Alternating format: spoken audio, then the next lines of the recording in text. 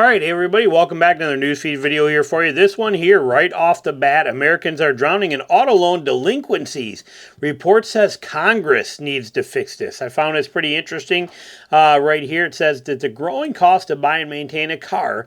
Notice they didn't just say the cost to buy a car. Notice they said the growing cost to buy and maintain a car. Maintain a car. People seem to forget that in comments on my videos. They still think this is 2010 where you buy a brand new truck and it's going to last you for, you're going to drive it for 10 or 15 or 20 years. Those days are gone. Okay, it's over. The cost to buy and maintain a car, whatever that stupid word is, exacerbated by inflation and tariffs. I'm so tired of hearing about tariffs too, are leading to rise auto loan defaults and repossessions and potential crisis for American consumers left unprotected by the federal government, according to a new car report by the Consumer Advocacy Organization. The record number of defaults is a canary in a coal mine, they say. Large-scale economic problems.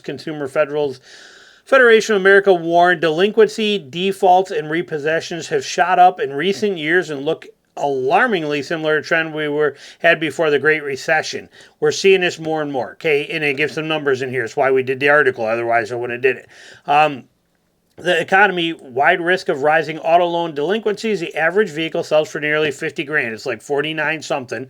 Almost 20% of new car buyers are paying over $1,000 per month. Those are car buyers, not truck buyers. Cars. Okay, little tracks. This is the average across all of them, but more than 20% are almost 1 in 4. It's 1 out of 5. Okay, 1 out of 5 people are paying over $1,000 a month for their car, truck, SUV, whatever it is. Nearly 1 in 5 are the first quarter of 125 have a loan that is 7 years long. So not only are 1 out of 5 paying over $1,000 a month, 1 out of 5 is also in a 7-year loan. Okay, wasn't long ago, literally literally a year ago, 72 months was pretty much the max. 84 is already the max now. And most people are doing, a lot of people are doing 84-month terms, and they're already 96s are approved. You can already do 96 months loan, 8-year loans. But used car prices have risen 6.3% year over year in June of 2025. So they've went up, made it harder. America's owned more than $1.6 trillion in auto debt, and it's a crisis is happening just as our nation's federal watchdogs, the Consumer Financial Protection Bureau and the FTC, Federal Trade Commission, have significantly stepped back from oversight and enforcement of predatory practices in the auto market. No, I'm going to say no here for a second because I promise you this. The FTC and the Consumer Financial Protection Bureau, where they say they're stepping back from enforcing predatory practices in the auto market. No, this USA Today article, these people are just pissed at Trump for whatever reason. So you notice the little slaps at him in here. And again, I don't get political on this channel, but it's so obvious. No, that's what they're trying to say here. Trump didn't pay these guys and he cut these backs, and so now we are going to suffer from this. No, we're suffering because the FTC and the Federal Trade Commission never did anything about the predatory practices. Never once. This is not new. It has nothing to do with them stepping back, taking significant steps back because of that. No. It's always been a problem. Predatory tactics has always been here. And like I said, regardless of your political stance, you don't get to take pokes. Same with this tariff statement here too, where they said it right here. Okay, exacerbated by inflation and tariffs are leading to the rise in auto loan defaults. No, they're not. No, they're not. Neither one of those are. It's pure greed. Stop again trying to point the finger at stuff like that. It's not doing you any good. But anyway, here's what we know. We know that the repos are at an all-time skyrocket high. Used car prices are jamming up high that they're not even worth buying anymore, and they're going to bottom out. Your value is not going to be there when it's 6.3 starts to climb back down. And people are paying way too much money a month for their vehicles, and they're doing them for way too long a terms. You do a 7-year long term on a car today, it's going to cost you a fortune.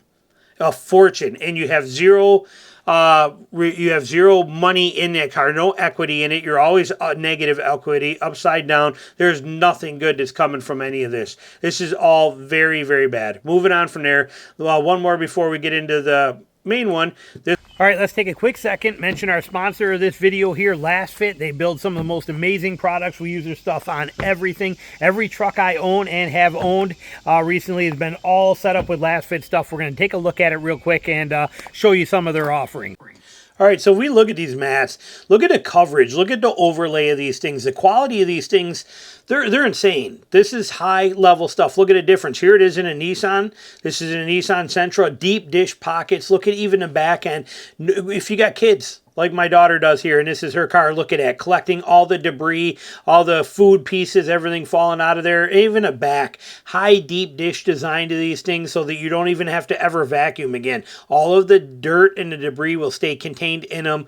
Look, the size difference of these compared to factory ones too are amazing, and the price is incredible, but look at how much bigger these are than the actual factory floor mats in this 4Runner. See, a size difference is huge, and so laser fit perfect. They offer them for every single vehicle that you can think of out there, basically. Their prices are absolutely phenomenal, and the big thing is you're looking at these, look at the review numbers. Look at the sheer number of 5-star reviews on these things, on every one of them. They are incredible quality on every kind of level. You cannot go wrong with LastFit. This one here, pouring DEF into a GMC Duramax. Don't pour DEF into your gas tank, okay, if you got a diesel. It is a big deal. All I want to tell you is that here's two of them, okay? Videos demonstrates a pair of equipped or Duramax equipped Sierra trucks. This can cause severely damage in high pressure injection system, but there are if you want to go watch this video, it's on here. You can see it's on GM Authority, but there's two trucks. In the example, two models equipped with the turbo 6.6 or turbo diesel 6.6 are brought in the shop with similar problems. Both owners got DEF in the fuel tank. The owner of the white Denali knew not to start the truck. Instead, had it towed to the shop that could drain the fuel tank. However, the one in the red took his chances by starting and running the truck with DEF mixed with diesel fuel. The engine failed after a couple of 100 miles. This means that the high-pressure fuel pump had to be torn down, rebuilt. The whole high-pressure injection system had to be replaced. According to Dave Auto Systems, the difference in cost was 10 times that of the white diesel Denali, which only needed its fuel tank flushed. Don't play this game. When DEF mixes with diesel fuel, it crystallizes, causes all kinds of problems, and it will destroy your entire fuel system. It's completely there, and it could even take it out when it turns into NOx, into nitrogen and water vapor. It could actually take out your whole entire engine. Don't play this game. If you make the mistake and accidentally put DEF in your diesel tank, do not start it, have it towed, get it pumped, bite the bullet, suck it up, nothing you can do about it. Do not. Same with if you put regular gas in a diesel. Don't start it. Just bite the bullet, call a tow truck, have them take it in, have them drain it. That's your best bet. So here we go to the longest lasting trucks you can buy today from Motor One. This is from Chevy, Toyota. These are the longest lasting trucks you can buy. Now, study took this is from IC Cars, which I do like how they do things. However, set out to quantify that. He said the study took odometer readings from 402 million vehicles every year since 2013 and uses the data to predict how likely a given model will hit 250,000 miles. Breaking the study down focuses on a type of truck, blah, blah, blah. Among those heavy-duty pickups win out big.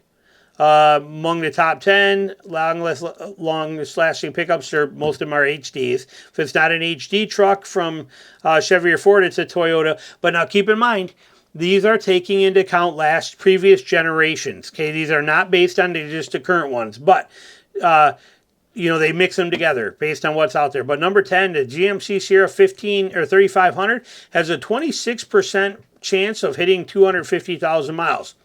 Take it for what it's worth. Interesting. Tacoma, notice they show you an older one. Okay, because they're showing you that this is included in there.